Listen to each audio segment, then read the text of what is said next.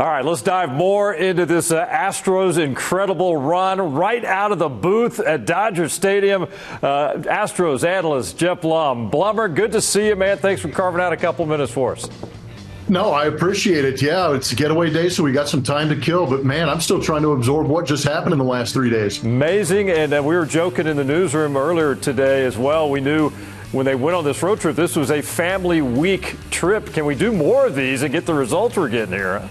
I was going to say, there's a lot of wives and kids that are on that flight flying around the country saying, yeah, we should do this more often if we're going to go ahead and take this many games from the Dodgers. You go to L.A., this team, I think the first sweep at Dodger Stadium, I believe since 2008, I think, and you were playing back then. You know what? It's been a while.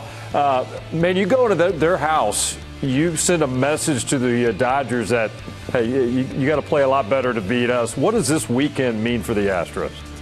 I think it's an exclamation point on what has been a very good 2 weeks for the Astros because, we knew they were playing well and we knew that the American League West division was the Astros to go out there and win. They took control of the American League West, but then they move into a situation where everybody across the country says the National League is a superior league.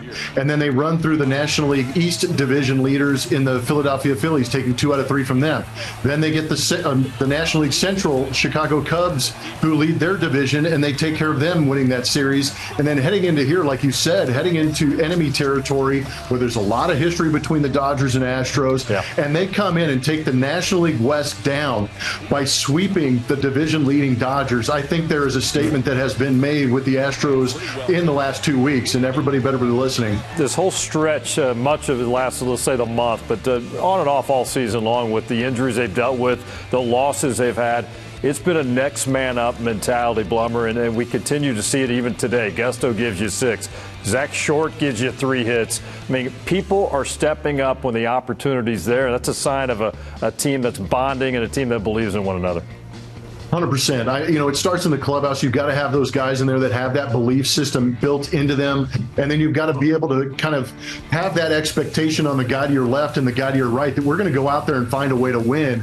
And Joe Espada, to his credit, has been able to have these guys disciplined and kind of targeted in what they're doing every single day. But there is a strong belief, 1 through 26, that they're going to go out there and do something to win a ball game. I'm going to mention a couple of names that are starting to swing the bat very, very well. Jose Altuve, unbelievable road trip.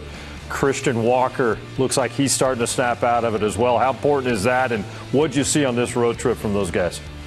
Yeah, well, we know Jose Altuve is one of the more streaky guys out there, and I think he kind of came out with a little bit of purpose after maybe a subpar homestand for him. But he started raking the ball, and he gets a lot of hits in bunches, and then you put him in an atmosphere like Dodger Stadium, where I think he really does. He'll never admit it, but I think he does thrive in situations where fans are booing him a little bit more than normal, and he likes to go out there and prove to them that it had nothing to do with whatever is in their imagination. He's a damn good hitter, and he's going to go out there and get hits, and I think that a lot of us were kind of waiting for Christian Walker and Yainer Diaz to kind of show up and put up numbers like they have in the past. And we saw what a lineup can do when you have those 2 guys producing along with Altuve in that lineup. You're now approaching the All-Star break. You're coming home for 6 now. You're 20 games over 500. I don't know if anybody would have scripted this at this point. No, not at all. It's kind of crazy. I think, when the season broke and you knew you were going to have Tucker and Bregman in that lineup, but you were going to have a healthy Jordan and Altuve, and you kind of said, 88 to 90 wins would be the number. But now that we've got a pitching staff that is pitching the way they are, and you're getting enough hitting to go out there and win ball games, now that number jumps 10. Now it's around 98, 99 wins for the Astros at the end of the season on the pace that they're on, and they're going to continue to run away with the American League West. But, yeah, they are far exceeding all expectations. And like you said, after the All-Star break, who knows? You start getting some of these big names back in. Yeah. Can they get better?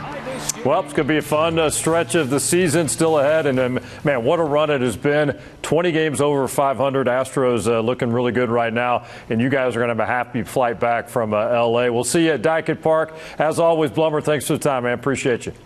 Always appreciate the opportunity. Great talking with you, Randy.